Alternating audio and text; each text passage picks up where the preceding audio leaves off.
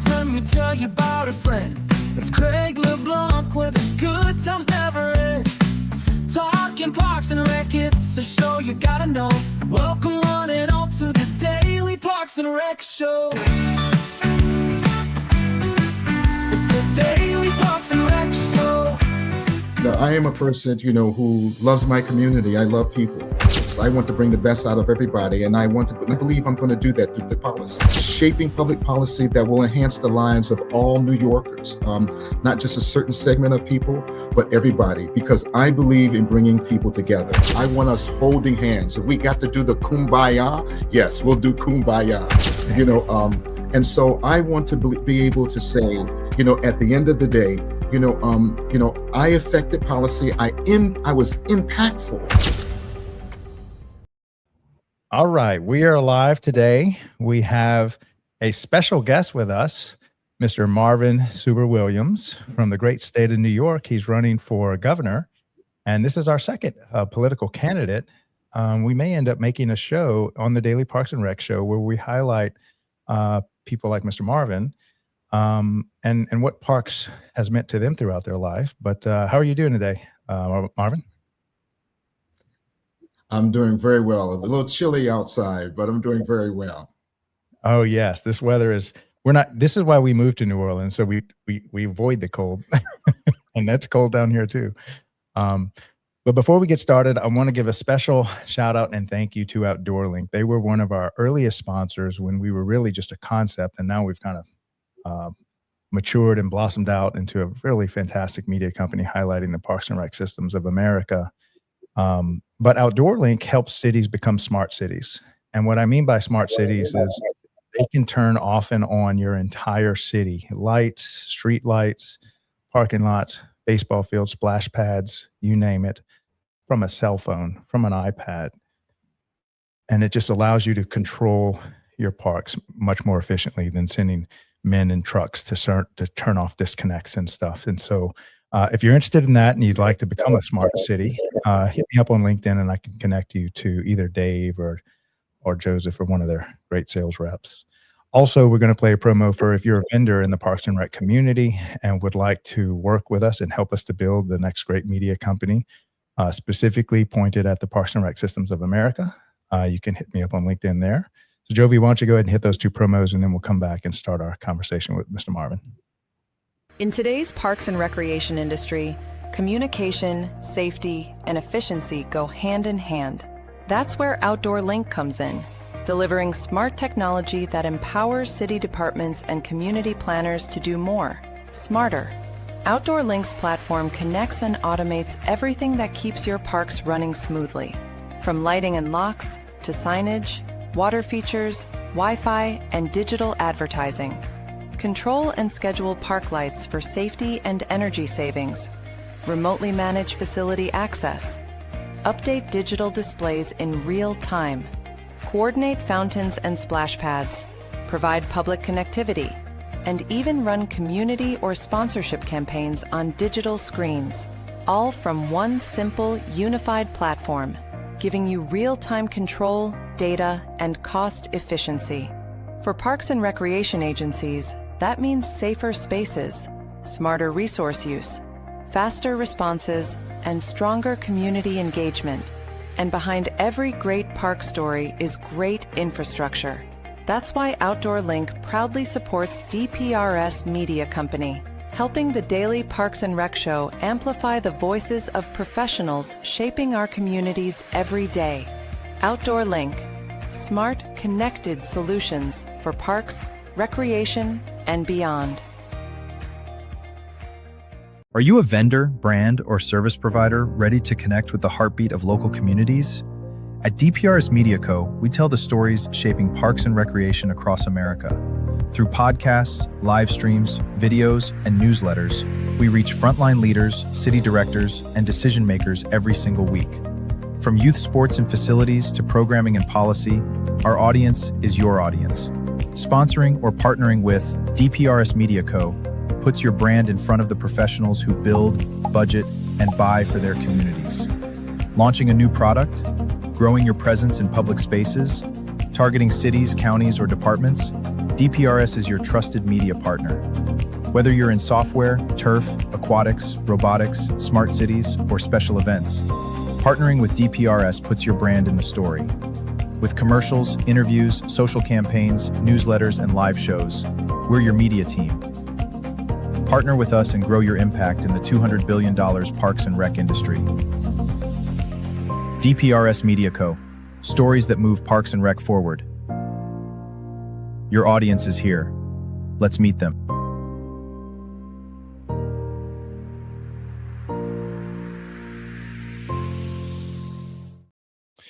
All right. So let me do a little housekeeping first. Jovi, if you don't mind changing I think you can edit the title from public board member, change it to Governor for New York 2026. We'll put that in the title, and that's the way that'll go. I'm sure that's what Marvin would like to be on there. So Marvin, why don't you tell us a little bit about yourself, introduce yourself to the Parks and Rec community. Absolutely. Yeah, I'm coming from the great state of New York. I grew up in New York City. I was born at a naval hospital that doesn't exist anymore. My father was in active duty at the time. And so I grew up in the 5 boroughs, living in Brooklyn. I went to high school in the Bronx and lived a little bit in Queens. I almost did all 5 boroughs. And then left New York as a 17-year-old to go to college. I went to the South, as all my friends would say, "You went South?" I went to Virginia, went to Old Dominion University, and really enjoyed being in the campus life at Old Dominion. We had a magnificent women's basketball team. Nancy Lieberman was in my class. And Donovan and that whole group of women basketball players that really shaped women's basketball today. Then I went on to went into the Air Force. I initially went in the medical corps, then transferred over to the chaplaincy, and just really served my country as a chaplain. And achieving some of the major accomplishments, being able to help servicemen and women, in their careers and in their mission, accomplishing what we do in the United States. Then after that, I, going to the military, decided I wanted to go to Vanderbilt University to pursue a PhD program in biblical studies, philosophy. Really loved the program. Fernando Segovia, Marianne Tolbert, Daniel Pott. I can just name the esteemed professors at Vanderbilt University that really supported me and mentored me to be a great scholar and a public servant. And that has kind of brought me to this place here today. That's in Nashville, Tennessee. And that is kind of it's in Nashville, Tennessee. Yes. Yeah. And that has kind of brought me. I was there in Nashville for about a week. I went to a creators conference, and I was just blown away by how much that city has just taken off. I don't know if you've been recently, but it is just a boom town. It is. Yeah. If I didn't live in New York, I can live in Nashville, Tennessee. Me too. I would say the same thing. If I didn't live in New Orleans, I would be going to Nashville. And so then Craig, I did a little stint coming out of the military. I did a little stint. I was appointed to stand up a federal commission. Not many people will be able to say that they stood up a federal commission. Now, what is that for those that don't know? What does it mean to stand up a federal commission?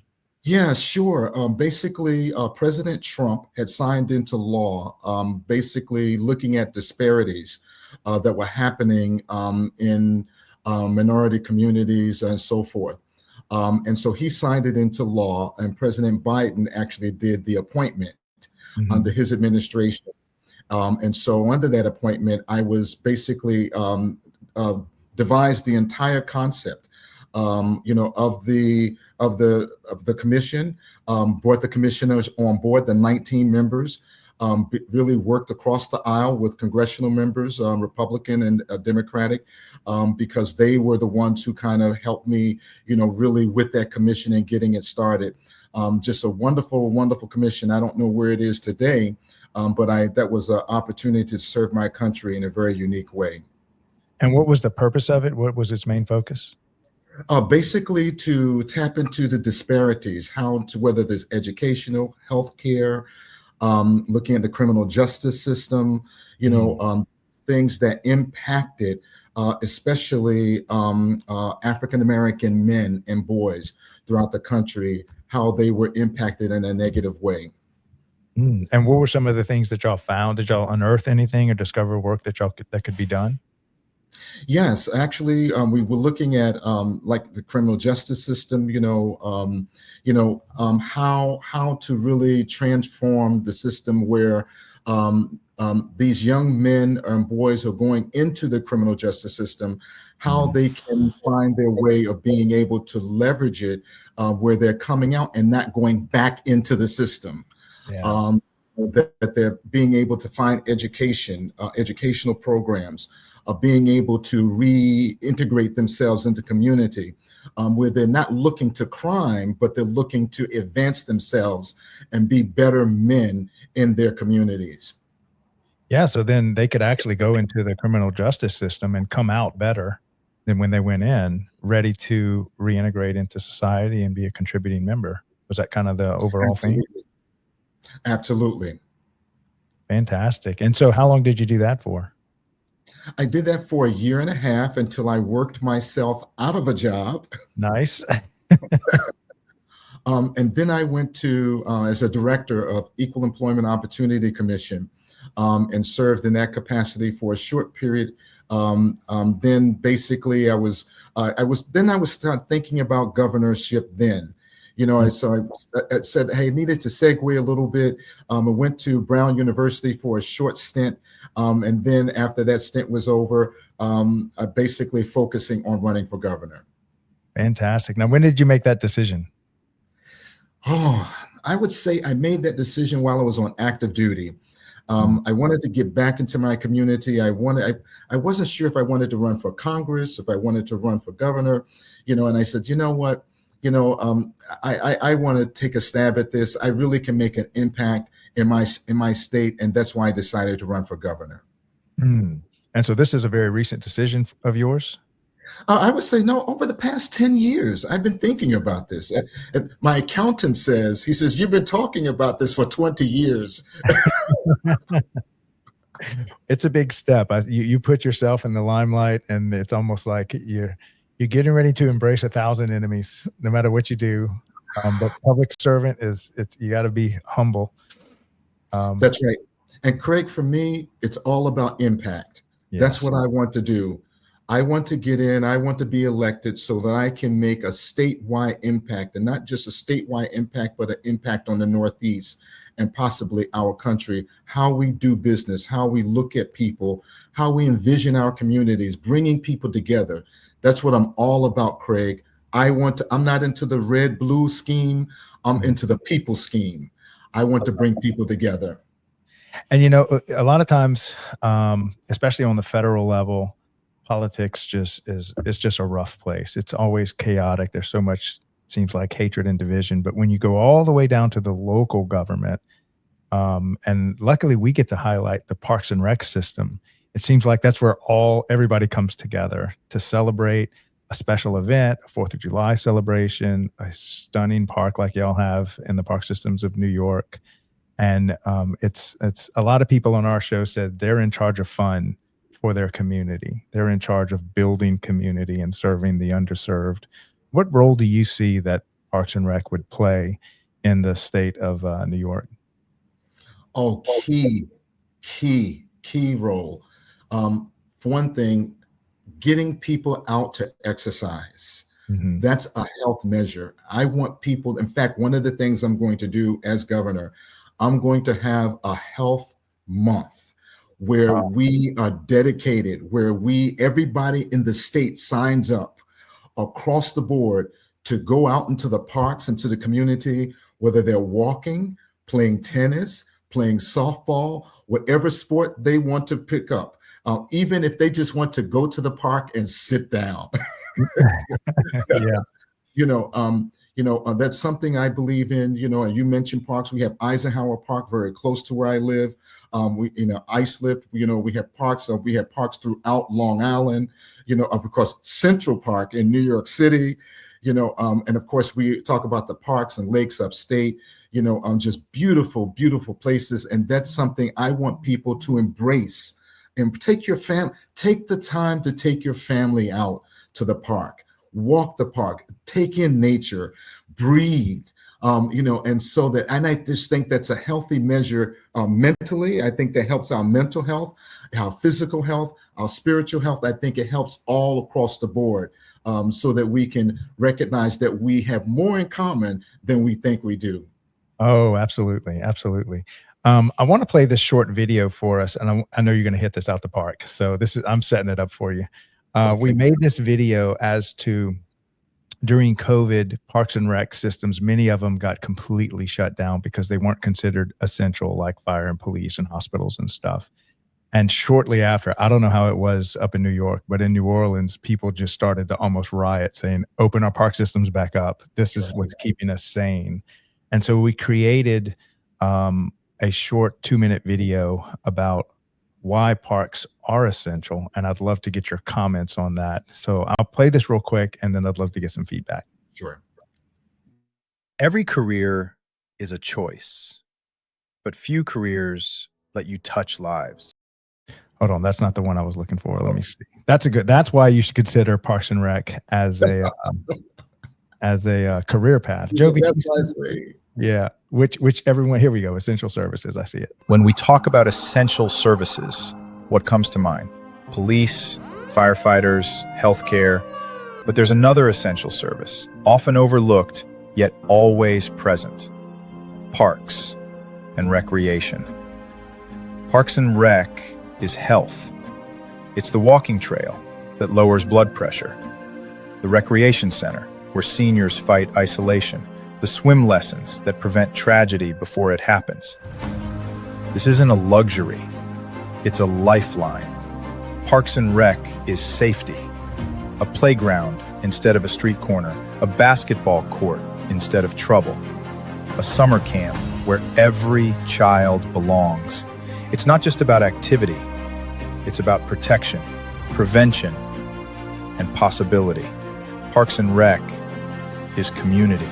The festival that brings neighbors together, the cultural event that teaches respect and diversity, the open space where a city breathes.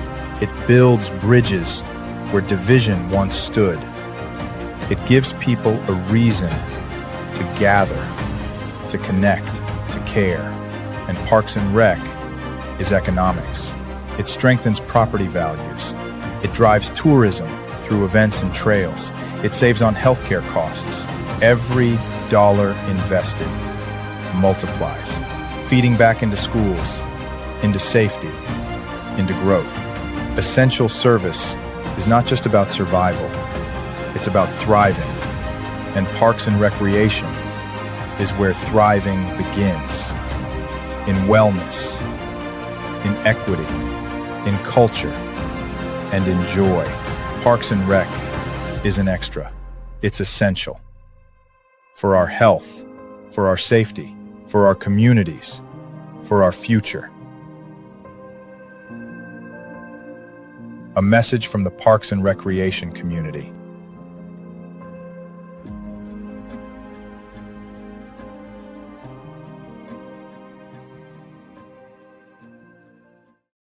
All right, so give us some feedback on that.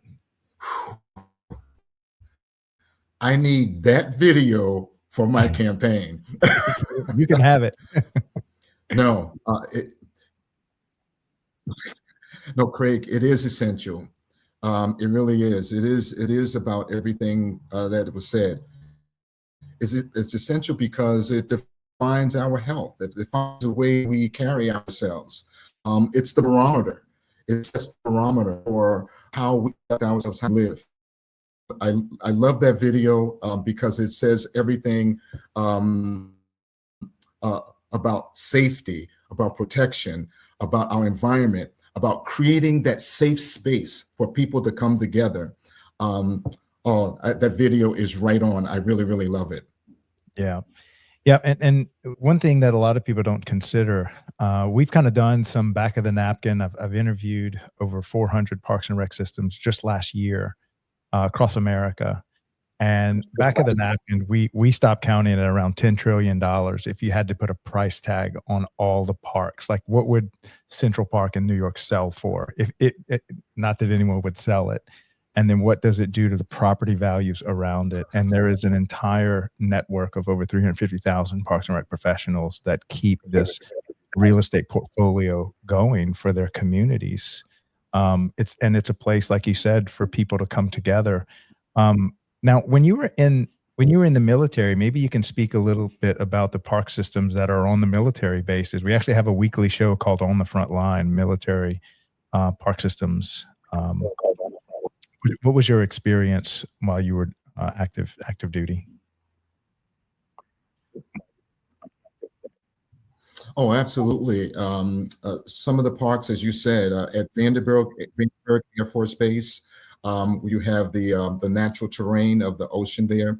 And then, of course, you have at Warner Robins Air Force Base, just a beautiful, expansive area that I took advantage of. That's why I ran my 5 miles through the woods at Warner Robins Air Force Base. And you see the communities, you see the families being out there on holidays, July 4th, Labor Day, and you see this expansive network surrounded around the parks at these military installations. They were invaluable, to the setting of people who worked and lived on the bases.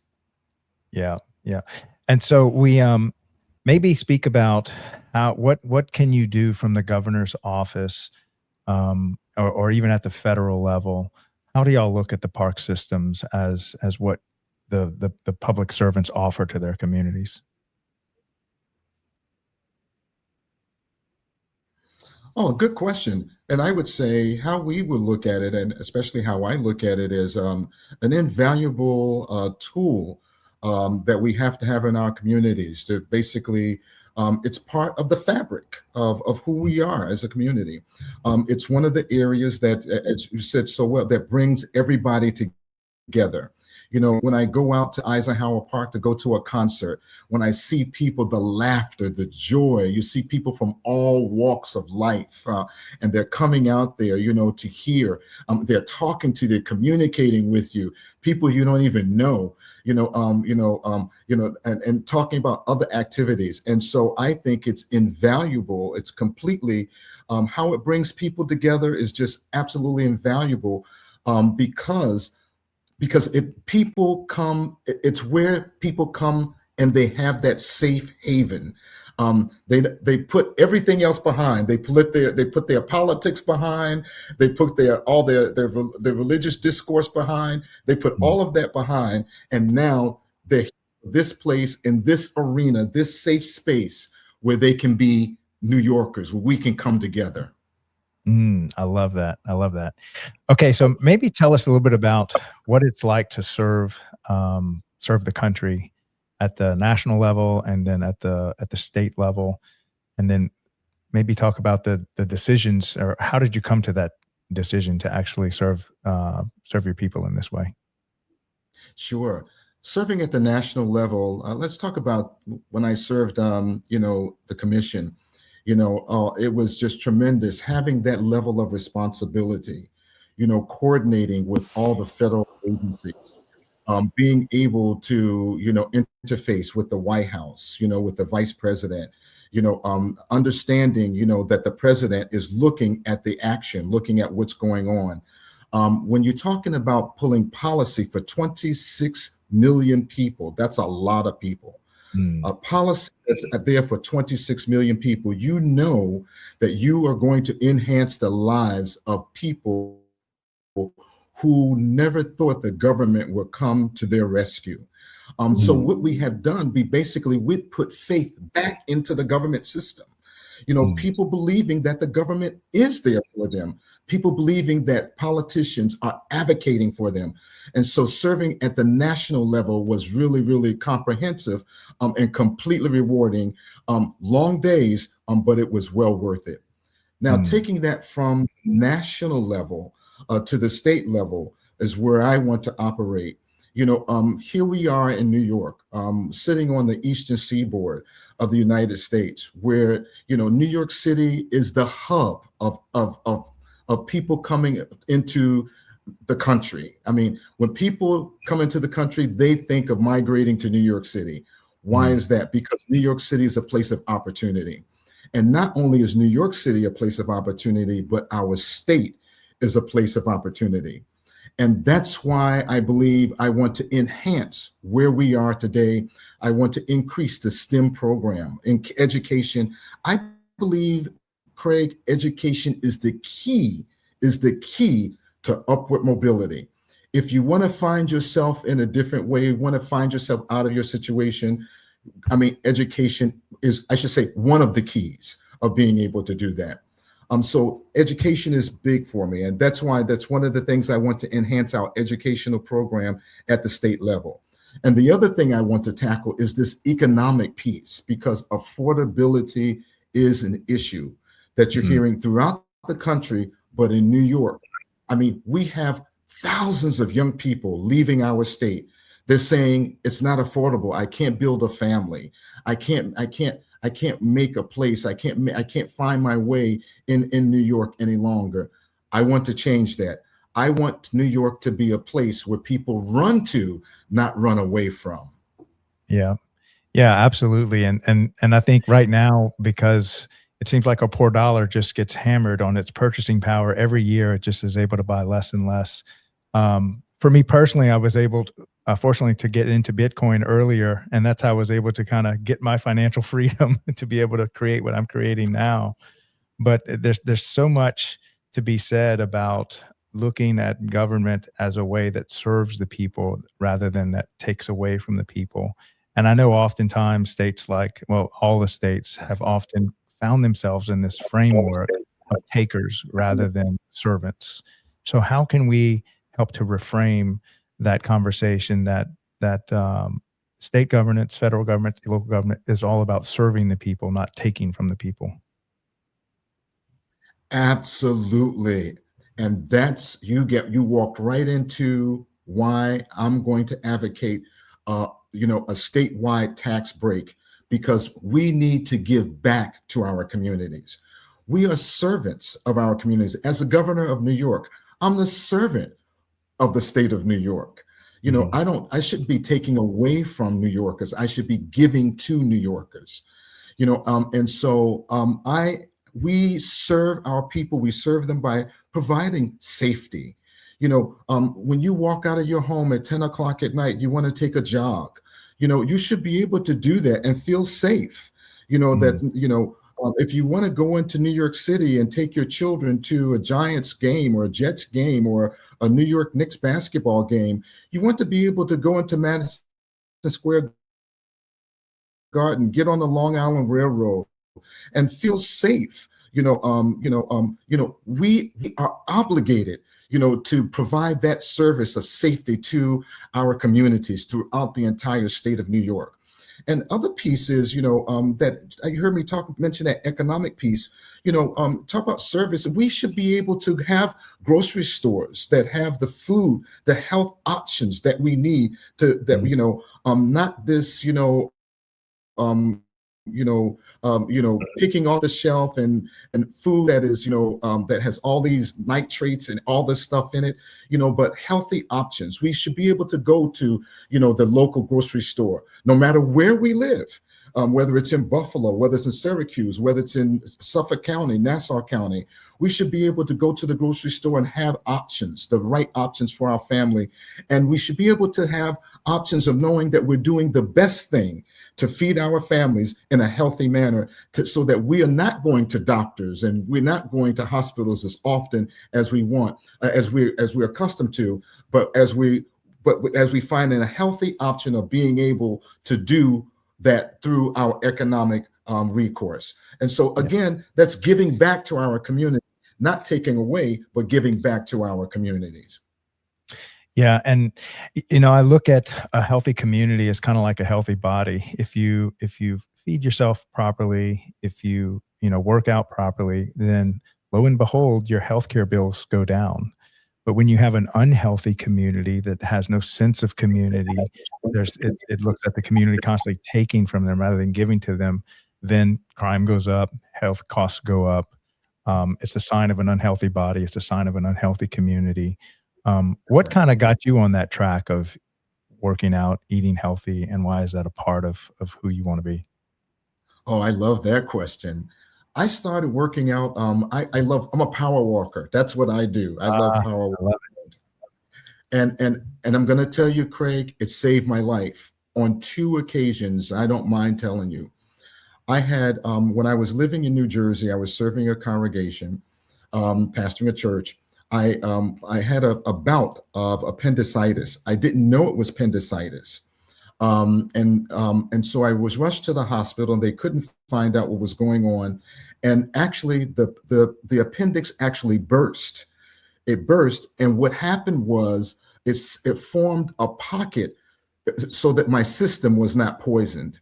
The doctors couldn't figure out, how did that happen? Why am I not dead? And they said, and the 3 doctors sat on my bed and they said, tell us about your lifestyle.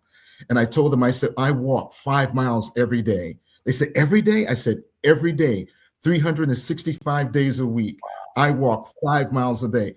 They said, that was the key. That saved your life. Wow. Because the walking built up the cells, and the cells built up the sac.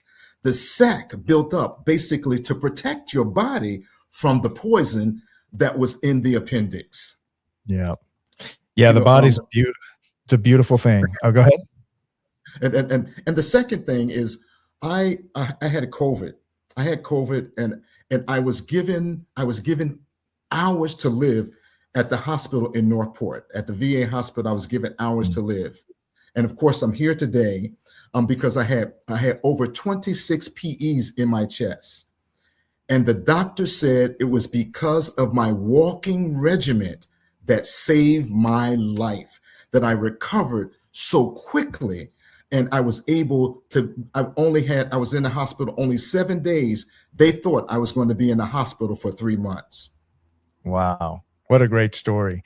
Okay, so we're kind of about past the halfway point. I want to promote 2 other shows that, 2 of our greatest shows. So one of them is a very gifted former professional female soccer player, played at the highest level. Her last team was at the team of Brazil, the national team of Brazil. But she's from California. And so she created a show called The Athlete's Commute. And imagine this, Marvin, you get to go behind the scenes and give some of your biggest professional players a car ride to the game or to the practice.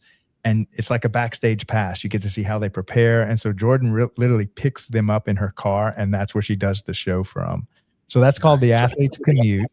And the other show that we're promoting is for the young professionals. These are young kids and college kids that are considering Parks and Recreation as a career path. We have a weekly show every Thursday, 5 p.m. Eastern, all about the young professionals of America coming into the Parks and Rec industry. So, Jovi, why don't you go ahead and play those 2, and we'll come back and finish our conversation with Marvin. Before the game, before the lights, before the pressure, there's a moment most people never see. Welcome to The Athlete's Commute, a podcast distributed by DPRS Media Network, co-produced by Her Sports, and hosted by Jordan Ziff. Each episode, Jordan gets behind the wheel, driving athletes to practice, to training, to game day, while getting to know who they really are beyond the jersey. The mindset, the grind, the sacrifices, the moments no one talks about. No scripts, no filters, just real conversations in real motion. Because every athlete has a journey, and every journey deserves to be heard. This is The Athlete's Commute. Buckle up. On the Daily Parks and Rec Show, we bring you the real stories of tomorrow's professionals. People shaping the future, one idea at a time. Meet the very first DPRS interns to officially host their own segment, Aidan Tierney and Michael Morrow. With curiosity, passion, and a fresh perspective, they're stepping into the spotlight to lead meaningful conversations with today's rising leaders. The Young Professionals Network takes you inside the journeys, challenges, and major wins of young individuals making their mark across industries. From first jobs to bold ventures, every story fuels growth, ambition, and innovation. Each episode brings real conversations, fresh perspectives, and impactful insights created to motivate the next generation of professionals. Whether you're just starting out, exploring new paths, or figuring out your next move. Tune in to the Young Professionals Network every Thursday at 5 p.m. only on the Daily Parks and Rec Show. Don't miss it, because your next big idea might be one story away.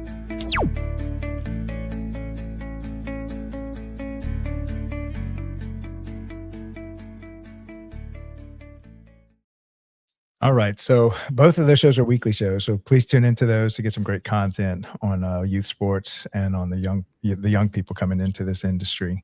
Okay. So let's talk about, what was the cost of serving as a public servant? I know a lot of times getting into politics, it's like sometimes the worst decision you could have ever made. But what are some of the costs that it cost you? And then we can, after that, follow it up with what are the benefits? Your time and energy. You're always expending mental energy. You're thinking about, policy. You're thinking about, as you said, how can I better serve my community? How can I enhance this program?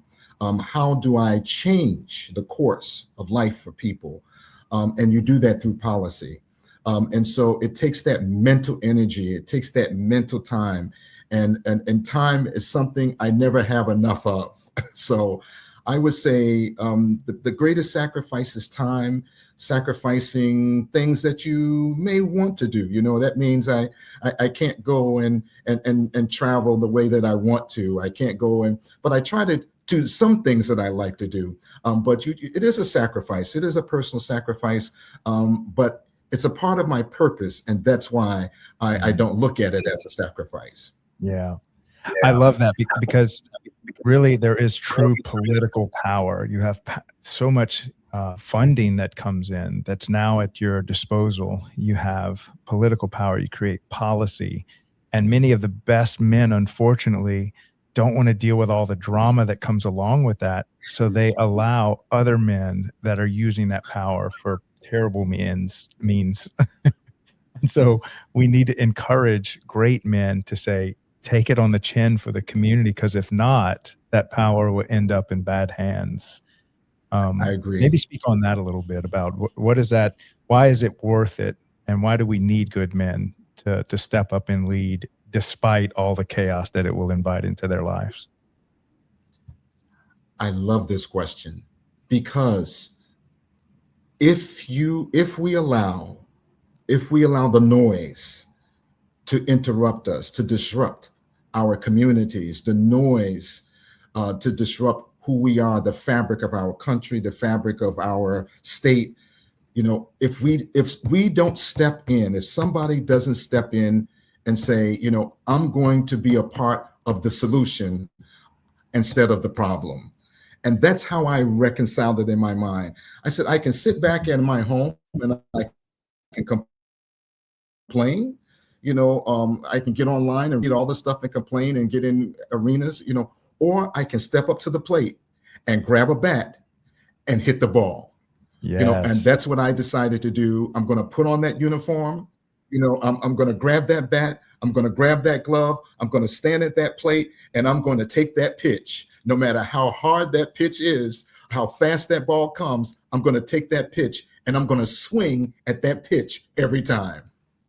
Yes, I love it. It's, it reminds me of that. Have you ever read that poem? I don't know if it's a poem, Man in the Arena. Have you heard of that one? Yes. I love that. If you don't mind, I'd like to read it. and then I want to get your input on it because. Sure. All right, so let's Yeah. see if I can pull it up here. Here we go. And I think this was written by Roosevelt. Yeah, Theodore Roosevelt. Here we go. The man in the arena. And I think you are the man in the arena, by the way. It is not, Thank you, Greg. it is not the critic who counts, not the man who points out how the strong man stumbles or where the doer of deeds could have done them better. The credit belongs to the man who is actually in the arena, whose face is marred by dust and sweat and blood, who strives valiantly, who errs, who comes short again and again, because there is no effort without error and shortcoming, but who does actually strive to do the deeds, who knows the great enthusiasms, the great devotions, who spends himself in a worthy cause, who at the best knows in the end the triumph of high achievement, and who at the worst, if he fails, at least fails while daring greatly, so that his place shall never be with those cold and timid souls that neither know victory nor defeat. Powerful. That's you. That is me, 100%. And so what's the difference between, and then just oftentimes we just sit it out and we're in the fans, we're in the stadium, Monday quarterbacking, saying, oh, he should have done this. He should have ran the play this way or that way.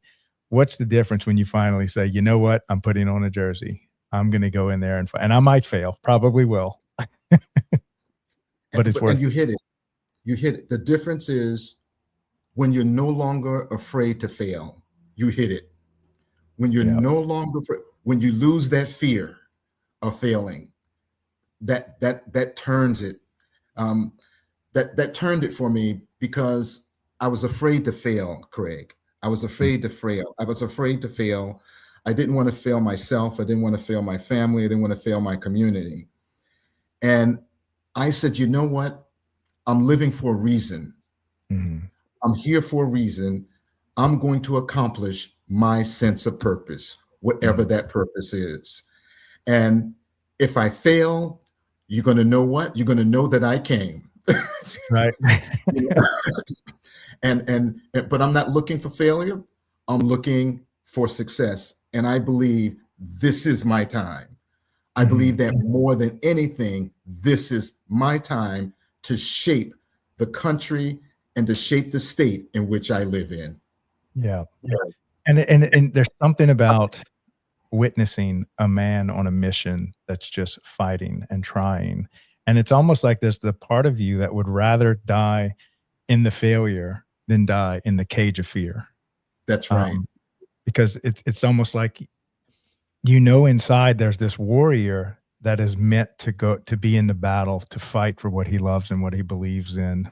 But when you're just sitting watching the chaos happen and with your hands just behind your back.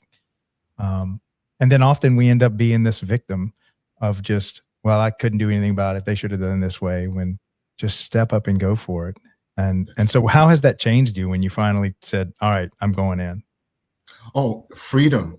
The chains fell off. I am free. I can walk in my community, walk out my front door, and I feel good speaking to my neighbors. I feel good walking into the community, going to the mall. Hey, my name is Marvin Williams. I'm running for governor for the state of New York. What do you think about that? Just the freedom, to engage people. I don't have to hide behind a mask. This is my authentic self. This is what I bring to the table. And that is freeing. It really is a freedom that I have never lived before, Craig. Yeah. Now, where does that come from? Were you kind of like this as a kid, or when did this kind of well up inside of you? No, it welled up, I would say, in my mid-30s. Not as a kid, in my mid-30s. And maybe I could step back. I remember when I was in undergraduate school, I wanted to be the mayor of Norfolk, Virginia. As I sat with the mayor, as I sat with other politicians while I was in undergraduate school, and I'm going to tell you what really, really got me going, Craig. I went to the Young Republicans Convention in Norfolk, Virginia. seeing all of these young people kind of, talking about changing life, changing discourse, making a difference in their lives. I said, whoa. I said, I can do that. And that just inspired me. And like I said, my 30s, that's when I kind of got going and said, you know what? I can sit on the sideline or I can be a world changer. I decided to be a world changer. Yeah. And I know a lot of times we think that we're not good enough. We're not, the right person. I think maybe Trump is a decent example of how someone that was successful in business, and we think, well, unless I'm that successful, I should never run. But there are other examples throughout history. Take Alexander the Great, who was like a child when he conquered the known world. And many times it just takes courage and everything else just falls into place. So maybe speak about how, like let's say you're in front of a classroom of undecideds, college kids. What message do you have for them to say, run for office? We need courageous people here. Oh, absolutely. My message to them would be, follow your drive and follow your passion and do it with enthusiasm. Follow your drive, follow your passion and enthusiasm. I say that today when I'm talking. I was at NYU talking to some students, and I said, follow your passion, because if you follow your passion and your drive, that will take you to where you need to be. I'm not saying it's going to be easy, Craig. I'm not saying that. I'm not going to say you won't run into a wall. You will run into walls. You will run into failure. But if you're following your passion, at the end of the day, you're going to be able to look in the mirror and say, oh, yes, here I am. Yeah. What's that old saying? Calm seas never trained a skilled sailor. That's true. You got that right. If you're looking to become a great man or woman, you should almost yearn for the storms, because as you survive them, the result is a stronger sailor, because you can endure. Right. and you realize. So what are some of those moments in life that were just storms that came in, and maybe in the moment you're like, I just can't take this, but then after you survived it, you're like, wow, I survived that? Oh, absolutely. Like, let's say when I was in the military, when I was deployed, I was deployed in a very, very tough environment. I was employed in Guantanamo Bay, Cuba. That was the time when, the prisoners were there committing suicide and so forth. The tribunals were happening. It was a highly politically active time. I was working 14-hour days, and I had to say the right thing. I had to be in the right place. I had to always be on target. And I got to my room and said, oh man, do I need to go back home? Can I do this? And every day I woke up and I said, I can do this. I have to do this for my country. I have to do this for my military personnel, my colleagues. I have to do this for my family. And afterwards, I'm so glad that I was able to serve in that capacity. Mm-hmm. Oftentimes we look at, say, today's politics and we're like, it's never been worse. But if you just take a step back and zoom out, there have been times throughout our colored human history where we've gone through civil wars and World War IIs, and the founding of this nation started on fighting the greatest empire ever to be, the British Empire. And that there really is no other time than now to stand up and be courageous.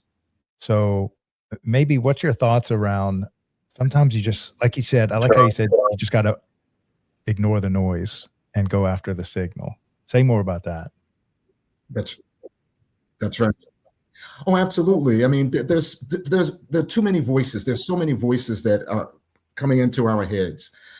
So much disruption. I often say disruption is basically is the key to not being able to get what you need to get done. And so I think having that focus, Craig, having that focus, keeping that focus in front of you. Behind me, I have a whiteboard. I write on that whiteboard, and I look at that whiteboard. That's my focus. That's my energy. That's my tool. When I want to put my head down, I look at that whiteboard and pick my head back up. And so I would say, that we have to keep our focus in the midst of all the voices, in the midst of all the chaos. When you keep your focus and your eye on the prize, then you know that you're moving in the right direction. Yeah. Yeah. So what are some, and I love it. What are some of the other things you do to keep you focused? Because, chaos is just like the default setting of life. Like there are obviously going to be storms in life. So what do you do to keep yourself focused on, and maybe have a more principled approach where you're really being intentional about your life and not being so reactive? Oh, absolutely. My first thing that I do is my devotional. I get my spiritual focus. I have that. I do my that's something I take seriously. I take the time. I don't mind getting up at 3:30 in the morning and focusing on that inward, what is taking control of me inward, because what's happening inward will come outward. So if I'm settled inwardly, I'm going to be settled outwardly.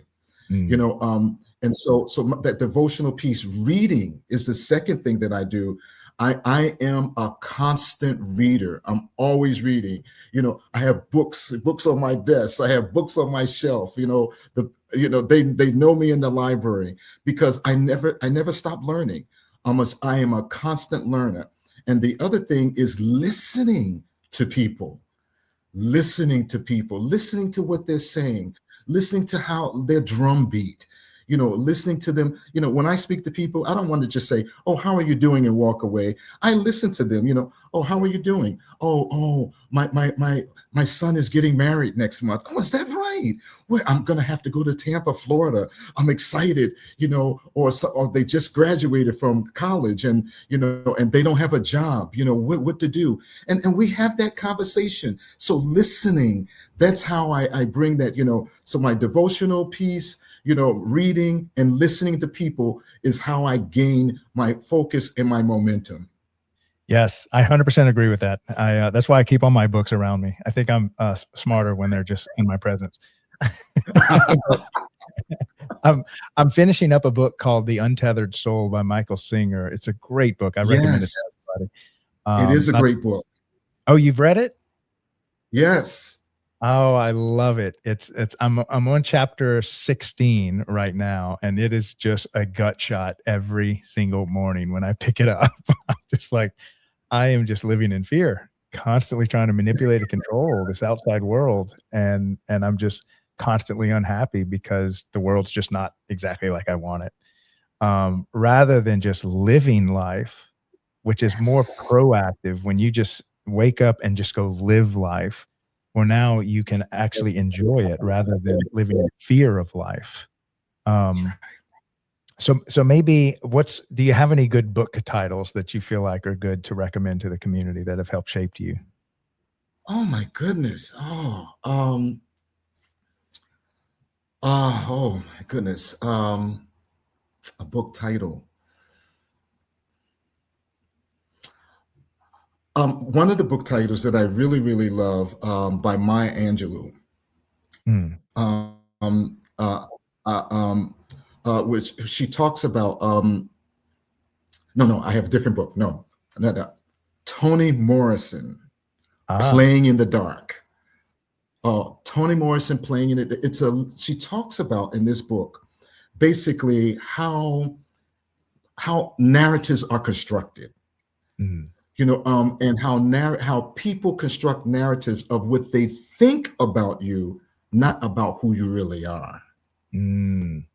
I love that. And so she's talking about. So basically, she's saying that what we're really doing, we're navigating our narratives while we're in the dark. Until they can come out into the light. So I would say. Playing in the Dark by Toni Morrison is an excellent book. Another book that I really, really have come to love is a book by What's his? Baldwin, James Baldwin. Mm. Where he Go Tell It on the Mountain. A Oh, really, really good book that talks about community life. It really talks about community life and how people really live and engage their communities, how they go and get away from the chaos, get away from listening to the chaos, and how they zero in and begin to find their sense of purpose. mm. And the last book I want to talk about is Blink. Blink. I don't know if you've Oh, read that yes, book. I do. I have it. But yeah, Blink. I love how Malcolm Caldwell talks about perception. Yes. He talks, how you're able to perceive that person, and you know more about that person than you think you do in a short period of time. We think it takes years to learn about a person. If you listen to them, if you observe them, it takes only a blink to really know who's in front of you. Yes. And he wrote another book called Outliers. I think that was his greatest book. I He don't know if did. you read. Oh my gosh, that was such a great book. Just to talk Yes. about, like yourself, like a lot of the other leaders that we have found, what creates an outlier. And one of the biggest things I got out of it was that whole 10,000 hours of just mastering something takes repetition, which is why we It do a daily does. show and we have thousands of hours of content about Parks and Rec. And before you know it, we are starting to attain a degree of mastery, but there almost is no mastery outside of just practice. And so what are some of the things Yes. that you would consider that you practice each day so that you can attain mastery in it? Discipline. I practice discipline every day. Mm, I practice being authentic every day. I want to be authentic. I want. This is who I am. mm. I don't want to live the lie. I've lived the lie before. I don't want to live the lie. Yep, me too. Guilty. you know, Practicing integrity. I want what I say. I want to say what I mean and mean what I say. Mhm. And so these are things that I practice every day. And I'm not saying I'm the best at it, but I practice it every day and hoping, to really be the best at those things. For me, I was always trying to be who I thought you wanted me to be. And I was just trying to make you happy and trying to be accepted. And then at some point, Yes. like yourself, I said, you know what? I can't even succeed at this because everybody wants me to be something else. And that's constantly Okay. changing. And so at what point in your life did you say, all I can be is Marvin, and that's just going to have to be good enough for the world? And, was there something in your life that really pushed you over the edge to say, I can only be myself. I can only be authentic? Absolutely. And I would say while I was in the Air Force, doing evaluations in the Air Force, that's how you get promoted. You get promoted by your evaluations. And I got to the point where I'm not going to live the lie. I'm going to be my authentic self. This is who I am. This is what I bring to the table. It may not look good on paper, but this is who I am. Mhm. And when I settled into that, amazingly, that's when people began to appreciate me far more than I ever had experienced before. I love it. Yes, they get to meet you for the first time. Um, all right. So I have something I'd That's like you to do. If Yes. so, there's going to be a time when you run in politics where you have to design a 60-second, here's who I am, Marvin. This is who Marvin is. What is your 60-second as you're on your political campaign trail that you say, here's who I am, here's what I stand for? What is your version of that? Yeah. My version of that is, I am a person, who loves my community. I love people, and I want to see the best I want to bring the best out of everybody, and I believe I'm going to do that through the policy. Shaping public policy that will enhance the lives of all New Yorkers, not just a certain segment of people, but everybody, because I believe in bringing people together. That's what I do best. I bring people together. I want us holding hands. If we got to do the kumbaya, yes, we'll do kumbaya. And so I want to be able to say, at the end of the day, I affected policy. I was impactful in that child's life who was 6 years old, impactful in that person who was 80 years old, impactful in that person who's 30 years old, impactful in that person who's 45 years old. I want them to be able to look up and say, you know what, Marvin Williams's policies impacted my life in a significant way. And I want to be able to live in New York and contribute to my community effectively. That's what I want to embolden people to feel. Fantastic. I love that. Okay, so we have a little tradition at the end of our shows. Our question for you today is, if you had the chance to have a dinner with 4 people, and they can be living or dead, who would those 4 people be that you would invite to this dinner, and yourself, and why? Nice. First person I would say is Winston Churchill. Because Winston Churchill understood tragedy. He understood working through tragedy and not letting tragedy sink you, but moving beyond tragedy and inspiring generations to come. Just his level of resilience in light of what was going on around him, and he didn't give into it. So I would love Winston Churchill. That's a good one. The second person that I would love to meet, is, you mentioned Roosevelt. I would love to meet Theodore Roosevelt. I would love to sit down with him to hear how he thinks about politics, to hear how he thinks about the common person, because that's how he thought. To hear him how to talk about a safety net for people, how to embolden people to be great citizens. That's what I think of Theodore Roosevelt. So I would love to sit down with him. The third person I would love to sit down with for dinner is Martin Luther King Jr. I would just love to sit down to pick his brain. To see how he thinks about life, how he evolved as this child prodigy into becoming a civil rights leader, how he thought about that. And the last person that I would love to have dinner with is Scarlett Johansson. And because I believe she's a magnificent actress, and plus I met her while I was in Pasadena, California. Passing by her, we were passing by on the street, walking across the street from the post office. And I would love to sit down and talk to her, to talk about her career, her passion, her drive, and why she does the things she does. Man, that would be an outstanding dinner to have. You get those 4 people in a room.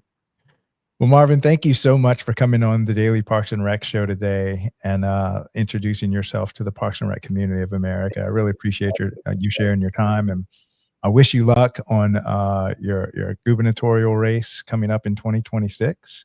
Any closing remarks or any last message you have to the Parks and Rec community? I do. Thank you so much for your time, and thank you for your mission, a mission that is very, very much needed. And I love that video. I need to get that video. And anything I can do, to push Parks and Recreation forward, that I'm going to stand front and center. Yeah, well, definitely come back and visit us. Maybe in the heat of the gubernatorial race, you can come back and tell us how the battle's going. Don't let it beat you up too much. I would love to. Have a great day. I really appreciate you coming on the show today. Okay, you do the same. Bye-bye. Okay, bye now. All right, that was a great show. Our second political, and this is happening organically. You know me, if something just presents itself, we're just going to see where it goes. And perhaps this can turn into a weekly show where we find elected officials, because these elected officials often are the people that Parks and Rec departments are begging money from, and without them, a lot of our Parks and Rec systems don't get funded. And these are the ones that are here for 4 years, gone the next. And it often is a challenge for the directors that will stay there for 30 years to work with all the different elected officials that come through their departments. And so maybe it's time to give them a voice on our show so that we can help them understand much more about the mission of Parks and Rec and why people are dedicating their life to Parks and Rec. So maybe this could be a new weekly show, is just having the elected officials of America come on and just talk about Parks and Rec and what it's meant to them. And maybe we can establish a little bit more rapport and better connection between the Parks and Rec industry of America and the politically elected officials of America. I don't know. We'll see where it goes. But that being said, if there's any other elected officials, people running for office or currently in office that would like to talk about Parks and Recreation on the Daily Parks and Rec Show, if we get too many more of these, well, I think we're just going to have to make it a standalone show. I think that would be exciting and fun. Ought to be interesting in our current political environment to try to just keep it on Parks and Rec and stuff. But the last two have just been great. I don't know if y'all saw our last one, but I think that was a great interview with Mr. Marvin, and I wish him the best of luck. Okay, so that's all I have for y'all today. We're getting ready to start here in about 22 minutes. Our newest addition to the Daily Parks and Rec Show family of shows, On the Front Line, with our host, John Prue. And this is all about how the military does Parks and Rec. And he gets a really good guest. He's got a really good guest lined up for today. And so stay tuned. We will be back here in a few minutes with On the Front Line. And this show is an every Tuesday show, 1:30 p.m. Eastern. So if you're in the military and you'd like to come on the show, hit me up on LinkedIn. I'll help connect you with John Prue. And we'd like to just help tell the story of Parks and Recreation as far as how the military does it on these over 300 military bases across the world. John does a great job covering that. So we'll see y'all here shortly. Y'all have a great day. We'll see y'all in a bit. Love you guys. Thanks. Jovi, you can go ahead and hit it. They say it's just rec. Just rec, where kids learn to try again. Just rec, where confidence begins. Where teamwork, effort, and fun matter more than trophies. It's not about perfection. It's about participation. It's not just rec. It's where kids learn to love the game and themselves. It's just rec until they learn teamwork for life. It's just rec, but it's everything to them.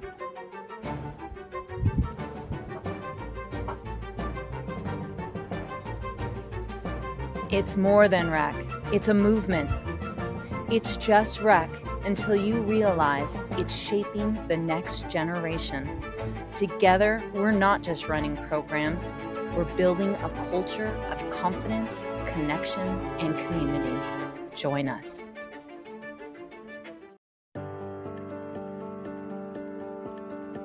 JDP Services Management Consulting, supporting Parks and Recreation and the essential service they provide. Communities benefit greatly from having dedicated advocates who champion the value of play in open spaces. Such advocacy ensures that recreational areas are prioritized and managed in ways that enhance the overall quality of life for everyone. We are dedicated to fortifying public park and recreation agencies and other related organizations by taking a practical, engaged approach to consulting and training, addressing immediate needs while equipping clients with lasting insight and tools to strengthen their organizations for long-term success. JDP Services, Management Consulting, meeting needs and exceeding expectations. Welcome to DPRS Media Co., the first media company built for the people behind the Parks and Rec community. We don't just cover on Parks and Rec, we elevate it, we amplify it, we honor it. At the heart of everything we do is one mission: to serve the public servants, the professionals who design, maintain, and lead the parks that shape our communities. Under the daily Parks and Rec show, we produce 6 powerful platforms. Leadership in Parks and Rec, a spotlight on directors, superintendents, and visionaries shaping the future of public spaces. Facility maintenance, where the boots hit the ground, a deep dive into the systems, crews, and craftsmanship that keep our parks clean, safe, and beautiful. Young Professionals Network, shining a light on the next generation of Parks and Rec. Students, interns, and mentors sharing how we build a legacy together. Youth Sports Mastery, sponsored by National Academy of Athletics. This series is for coaches, parents, and rec leaders working to make youth sports fun, fair, and meaningful again. The Rec Room, hosted by the passionate leaders of Henry County Parks and Rec. This show brings frontline energy and real-life stories from the field. And the weekly Parks and Rec Post, our official newsletter delivering stories, insights, and community wins every week. We are DPRS Media Co. LLC, a media company with a mission to uplift the professionals who serve every community, every park, every day.